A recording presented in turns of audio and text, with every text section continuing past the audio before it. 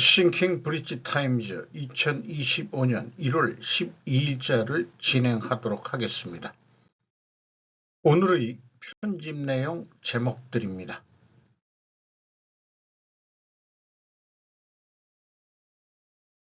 민주주의는 다양한 정보 노드 사이의 지속적인 대화이다.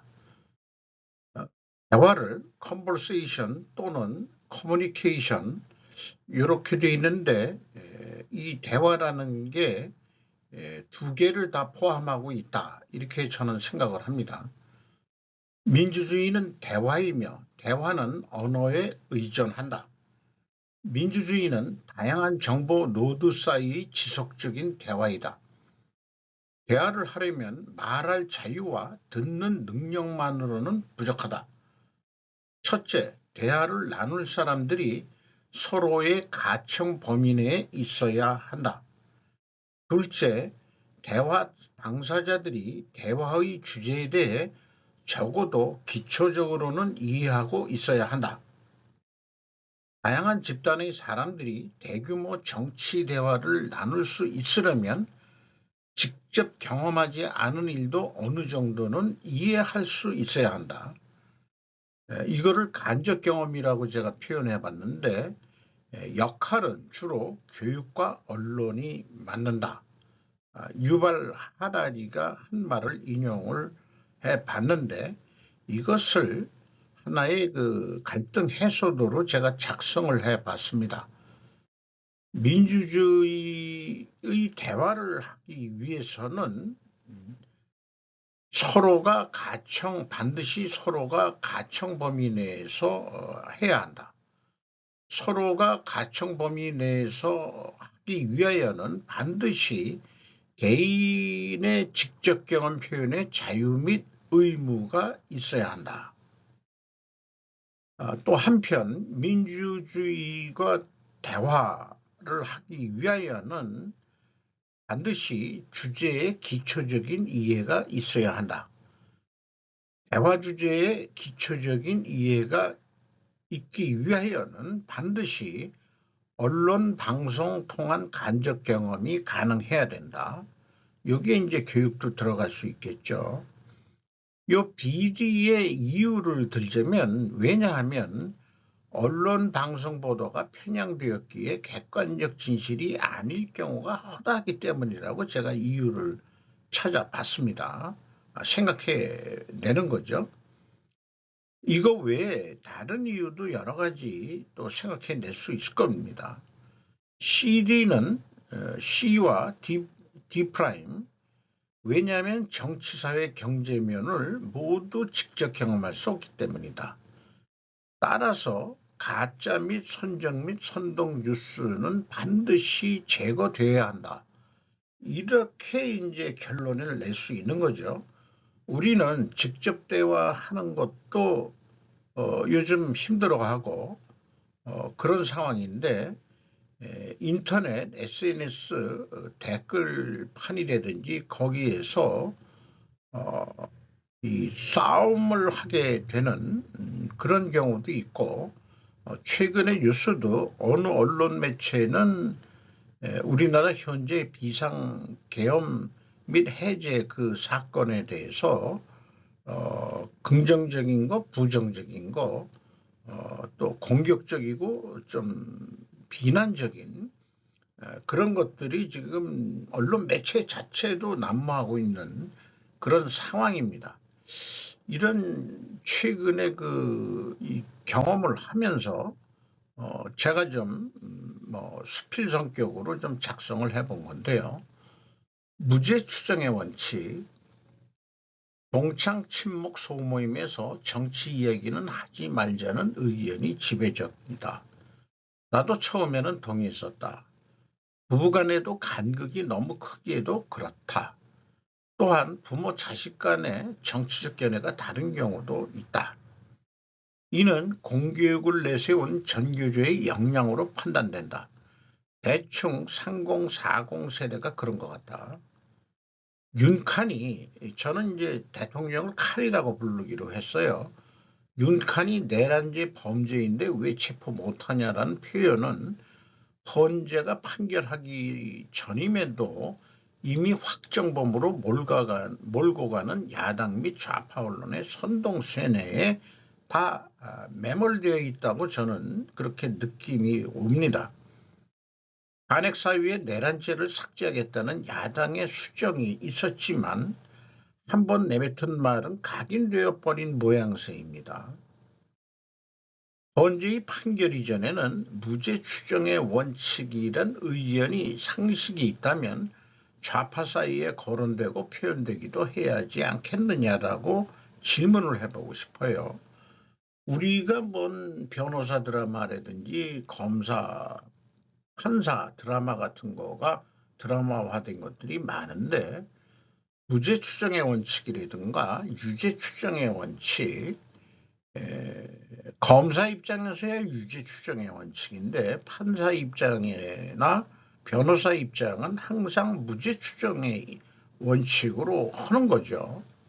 그런데 현재 SNS 판에 돌아가는 것은 이 무죄 추정의 원칙이라는 거가 어디 사라진 것 같은 그런 느낌을 받습니다. 그게 법치국가냐라고 제가 묻고 싶은 거죠.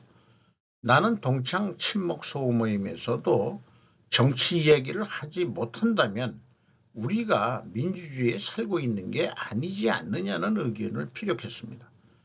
그 민주주의란 말에는 동의하지 않을 수 없었을 것이다. 왜냐하면 대한민국은 자유민주주의 헌법에 세워진 나라이기 때문이다.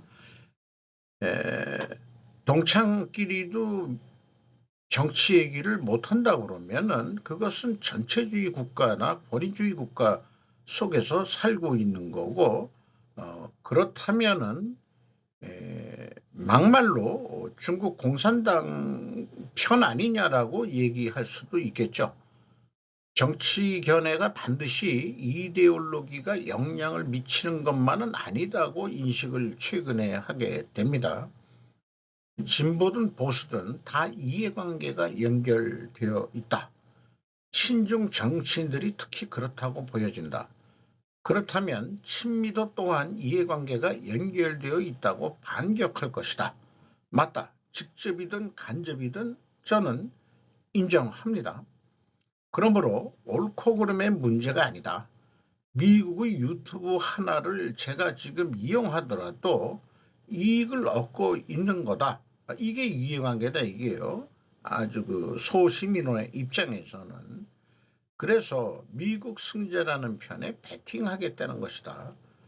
싱하이밍이라는 중국 주한 대사 그 친구는 미국이 이긴다는 편에 베팅하겠다면은 뭐 협박을 했죠.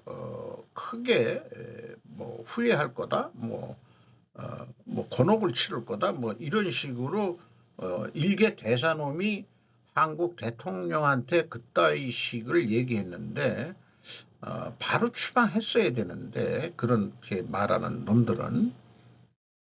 그래서 새로운 중국 대사는 중국인들한테 정치에 나가지 말라. 그게 자기네가 민주주의 아니라는 것을 얘기할지도 역으로 방증된다고 할 수도 있겠죠. 아니면은 그 뒤에서 조정했다든지. 어쨌든 뭐 일본 쪽 그 뉴스 쪽에서는 중국에서는 전혀 최근에 경험할 수 없는 거기 때문에 집회 참가 체험 관광이라고까지 표현을 했습니다. 정렬이라는 게 이제 온라인으로 번역이 되는데 동맹이라고 번역을 할 수도 있겠습니다. 동맹 네트워크. 코리아 헤럴드 1월 11일 10시 22분 58초입니다.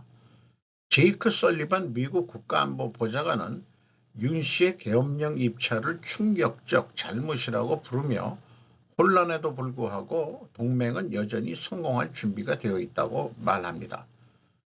평양과 모스크바 간에 증가하는 파트너십과 러시아, 중국, 북한, 이란의 동맹을 4년 전과 구별되는 가장 큰 것이라고 지적하면서 트럼프 팀과 북한 러시아 관계에 대해 논의했다고 언급을 했다.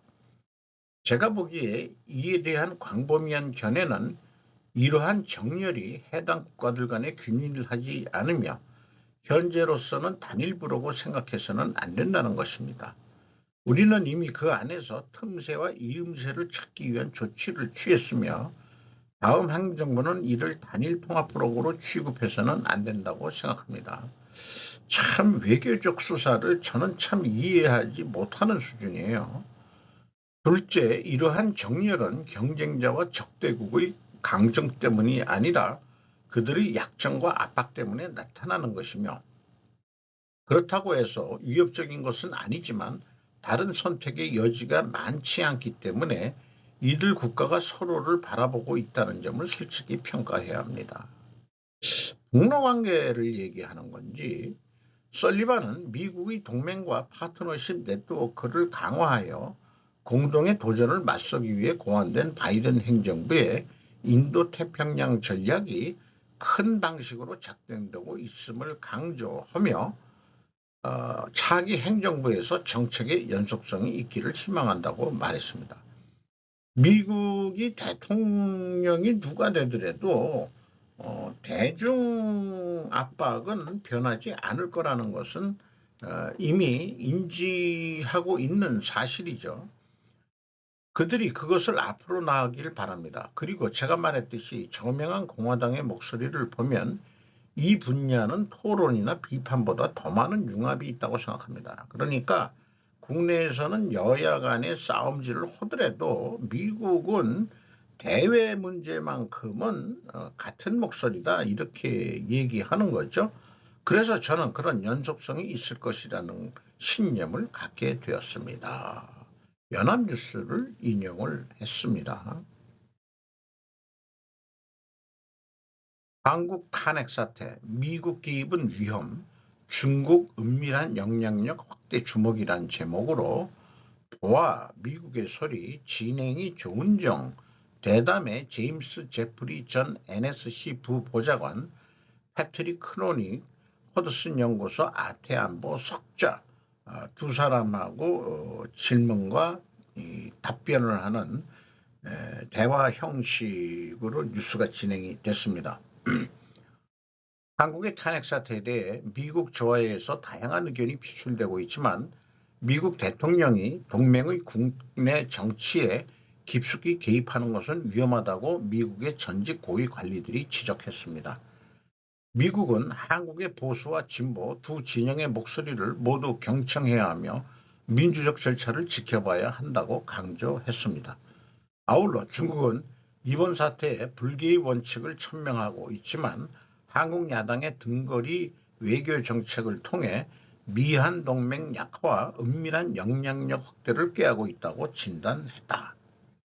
미국이 최근 힘을 얻고 있는 탄핵 반대 목소리도 존중하고 경청할 거라고 보시나요라는 진행자의 질문에 미국은 분명히 우리의 동맹인 한국의 모든 목소리에 귀를 기울여야 합니다. 여당은 내란죄 삭제는 탄핵을 즉시 각하해야 한다는 의미라고 주장하고 있고 그런 일들이 어떻게 진행되는지는 우리의 주요 관심사가 아니라는 겁니다. 이게 핵심일 것 같아요. 그들은 한국에서도 부정선거가 있었다고 말하는데 이는 트럼프 지지자들과 유사한 점입니다. 대통령들은 자신이 행동과 정책으로 반드시 실행하려는 것이 아니라면 그런 말을 하지 않습니다. 그러나 트럼프 행정부가 실제로 한 일로 판단해야 합니다. 트럼프 대통령만큼은 속된 말로 말이나 위협이 아니란 말이죠. 이렇게 얘기하는데 뭐 의미심장한 얘기 같기도 합니다. 그들은 미국의 이익, 한국과 북한, 중국의 정책이 무엇인지 그리고 한국의 사건이 미국의 이익을 강화하는지 아니면은 위태롭게 하는지에 대한 그런 대응일 것입니다. 이렇게 얘기를 한 거죠. 결국은 미국도 한국이 돌아가는 사태가 미국의 이익이 어느 편이 유리할 거냐는 것은 관여를 할 거라는 의미로 저는 해석을 합니다. 제목은 미국 개입은 위험하다고 얘기를 하지만은 얘기를 다 들어보면은 가만히 있지는 않겠다. 미국의 이익이 저해가 된다면 라고 해석을 해야 되지 않겠냐. 참 그 외교적 수사라는 게 참 어렵습니다. 결국 중요한 것은 정부 전체가 뭐를 하느냐입니다. 그러니까 미국의 정부 전체가 무엇을 하느냐입니다. 라고 결론을 맺는 것 같습니다. 73년생 한동훈 저자 윤 대통령 정치적으로 완벽히 부활이라는 제목으로 노자훈 기자가 조선비지에서 1월 11일 16시 56분에 보도를 했습니다. 신규진 스페인 IE 대학 교수, IE면은 뭐 인터넷이나 뭐 이런 엔지니어 뭐 이런 그런 계통이겠네요. 뭐 제 상식이 맞다면은 윤 대통령은 지난 대선에서 김종인 전 국민의힘 비상대책위원장 없이도 승리함으로써 더 이상 중도 연합 정치가 대한민국 정치 지형에서 유효하지 않음을 상징적으로 보여줬다면서 또 국민의힘 내부에서도 윤 대통령과 거리를 두며 책임을 회피하려던 기회주의적 태도가 더는 유지되기 어려운 상황이다. 여기에 기회주의적 태도라는 것은 저는 친중 정치인들을 지칭한다고 인식을 합니다. 국힘 내 친중 정치인들이요. 이는 지지층의 강력한 요구가 이어지고 있기 때문이라고 주장하기도 했다. 그러면서 역설적으로 대통령을 체포하려는 시도가 거세질수록 이는 국민의 40%에 육박하는 민심을 무시하고 저해하는 행동으로 받아들여질 가능성이 크다며 결국 이러한 역풍은 윤 대통령의 정치적 입지를 더욱 강화할 것이라고 강조했다. 이렇게 생긴 신규진 스페인 대학 교수가 73년생 한동훈이라는 책을 써낸 이런 책이 나온 적이 있었던 모양이군요. 어쨌든 일반 그 정치에 크게 관심이 없는 일반 보통 시민들은 너무 윤 대통령을 체포하려는 그래도 일국의 대통령인데 하나의 내란죄를 아직도 그 증명이 되지 않은 그런 거로 해가지고 나중에는 삭제를 했지만은 그럼 뭐 때문에 탄핵하는 건지 이유를 모르겠다 이거죠. 그래서 2차 체포 시도 영장 무슨 연장이 됐다 이렇게 되는데 윤 대통령이 옳고 그르고를 따져서 잘한다 못한다를 따지고 나서 일국의 대통령을 그따시로 취급하는 이런 행정이나 야당들이 과연 좀 거기에 낄 수 있겠냐. 그거는 아니라고 봅니다. 적어도 김건희 여사를 욕한 아줌마들이나 할매들이 김건희 여사를 욕하는 건 내가 이해를 했어요. 그런데 그 일국의 대통령을 그렇게 취급해서는 안 되지 않느냐. 그런 느낌을 가지고 있는 게 아닐까, 일반 국민들은. 좀 신사적으로 좀 해봐라. 아주 격식 있게. 지금 잠이 오냐? 백골단 국회 불러놓고 잠자는 김민전 문매. 한승공 파이낸셜 뉴스입니다. 1월 11일 10시 18분입니다. 김민정 국민의힘 의원이 백골단이라는 청년 조직의 국회 기자회견을 주선해 논란인 가운데 같은 날 국회 본회의장에서 잠을 자는 모습이 포착돼 비난을 받고 있다. 10일 온라인 커뮤니티에는 김 의원이 전날 국회 본회의장에 앉아 눈을 감고 자는 듯한 모습이 사진이 화제가 되고 있다. 당시 윤석열 대통령 위헌적 비상계엄 선포 내란 혐의 및 여기도 이제 내란 혐의라는 말은 했네요. 제주항공 여객기 참사 진상규명 관련 긴급 현안 질문을 위해 본회의가 열렸고 김 의원도 참석했다. 김 의원은 이 본회의 직전 국회 소통관에서 방공청년단 백골단의 기자회견을 주선했다. 백골단은 독재정권 시절 시위대를 폭력으로 제압하는 사법체포조 혹은 정치깡패의 명칭이다. 그런 조폭 정치깡패 명칭 그런 젊은 애들을 국회에서 기자회견하게 주선을 했다. 이게 뭔 정치적인 행보인지 모르겠지만은 장관 요즘 뭐 많이 이 여자 국회의원이 회자가 되고 있네요. 목루톡톡이라고 김민저는 공산주의자라는 제목으로 이 내용은 방송하는 내용을 제가 그냥 받아 쓰기 한 정도로 되어 있는 겁니다. 근데 핵심적인 것은 자신들이 카페에 회원들이 올린 글을 물론 이 선정을 허겄죠. 의견을 개진하는 서비스 정신이라고 봅니다.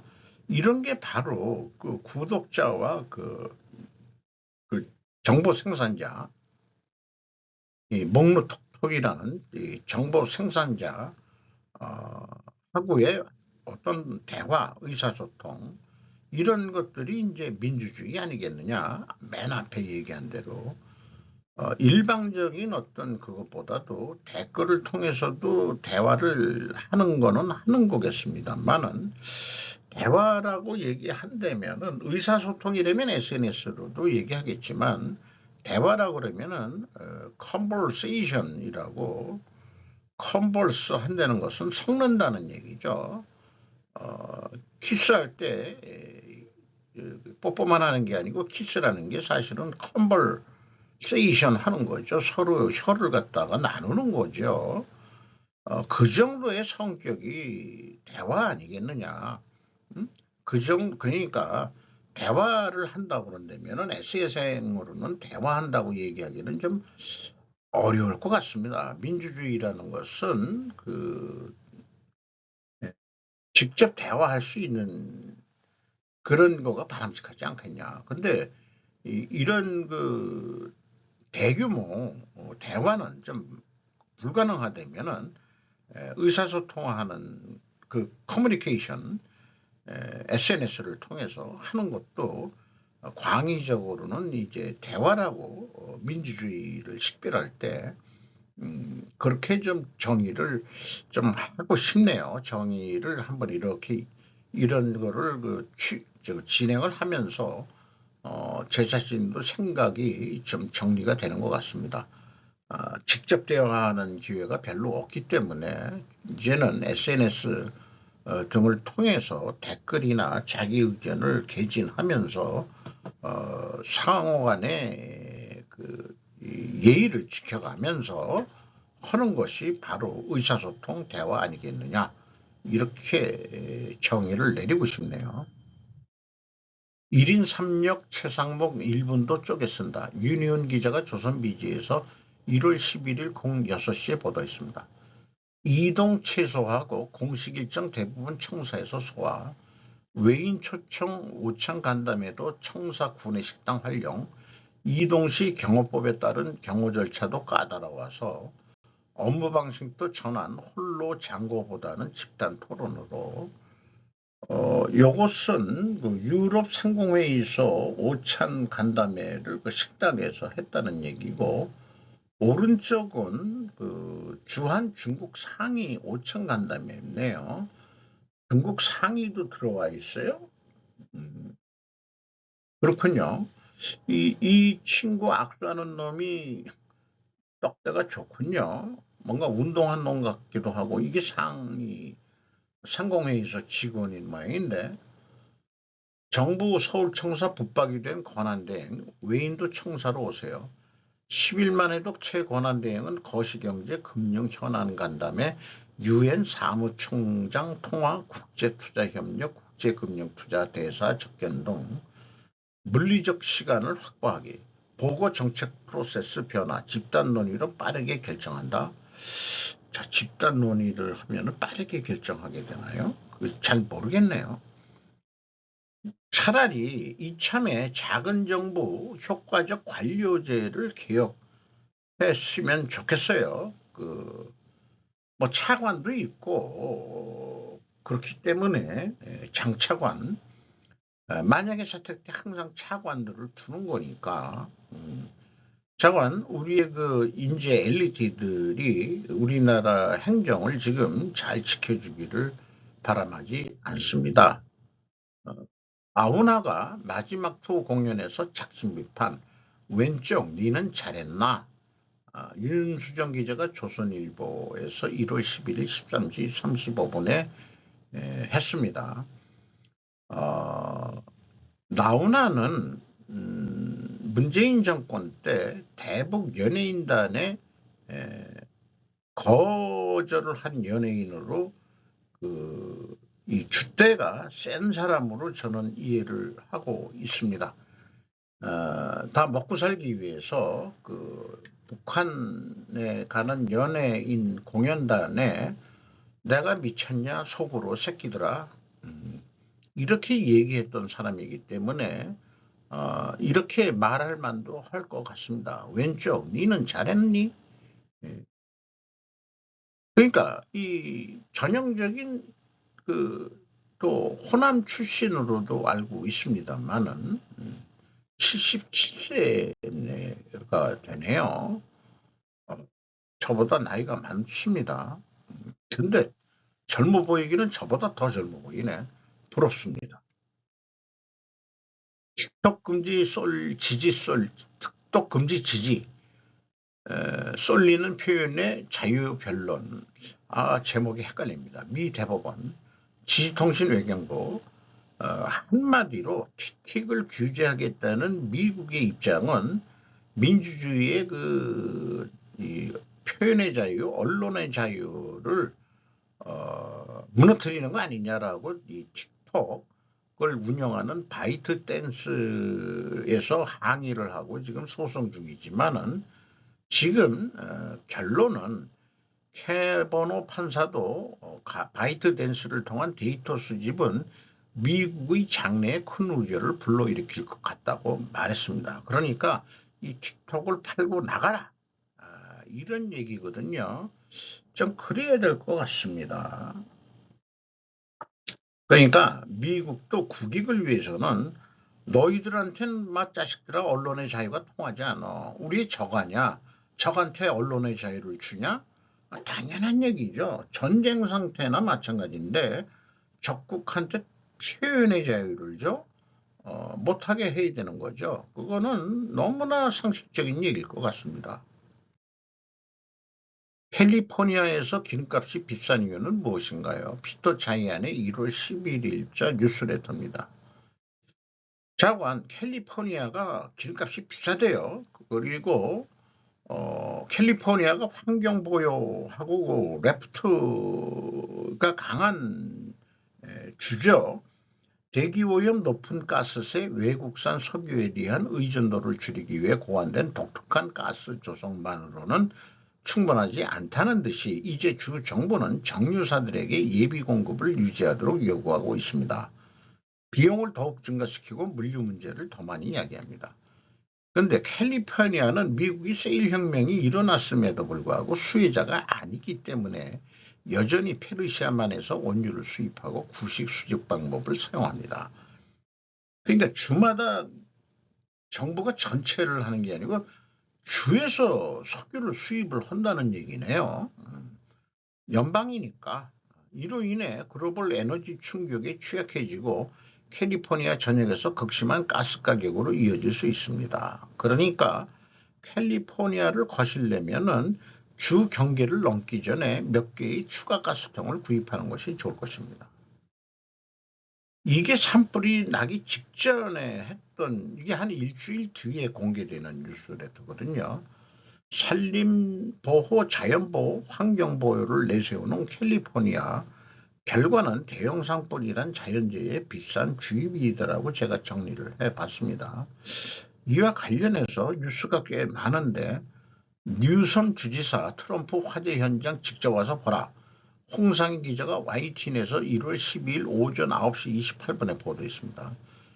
캘리포니아 주지사의 환경 정책 때문에 화재 지역에 물이 제대로 공급되지 않았다는 트럼프 대통령 당선인의 저격이 이어지자 게빈 뉴섬 주지사도 반격에 나섰다. 뉴섬 주지사는 X에 글을 올려 수십만 명의 미국인의 비극을 정치화하지 말라며 트럼프 당선인에게 산불 현장에 직접 와서 보라고 말했다. 힐리세이지 초기 화재 당시 소화전에 물이 고갈됐고 센타 이네즈 저수지가 폐쇄 상태였던 것으로 밝혀지면서 뉴섬 주지사도 LA 수자원부에 소방용수에 대한 조사를 명령했다.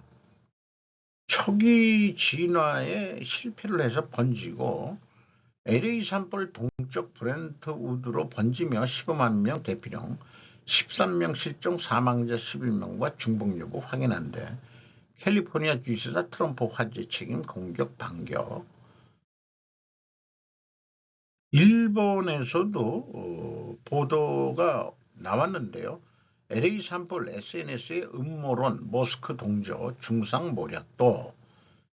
알렉스 존스라는 사람이 저명한 음모론자로서 화재가 일부 세력에 짜여진 것이라고 X에 투고 사업가 일론 머스크도 동조했다. 진화활동 대피 유도에 임하는 당국자들에 대한 중상모략도 그치지 않는 상황이다. 경제전쟁과 탈공업화를 도모하는 글로벌리스트의 음모의 일부이다. 이번 산불 발생 다음 날인 8일 X에 투고했답니다. 이 음모론자인 알렉스 존스라는 사람이, 그는 동부 코네티컷주에서 2012년 일어난 총기 난사 사건을 지어낸 이야기로 주장한 것으로 알려졌다. 또한 트럼프 당선인의 지지자이기도 하다.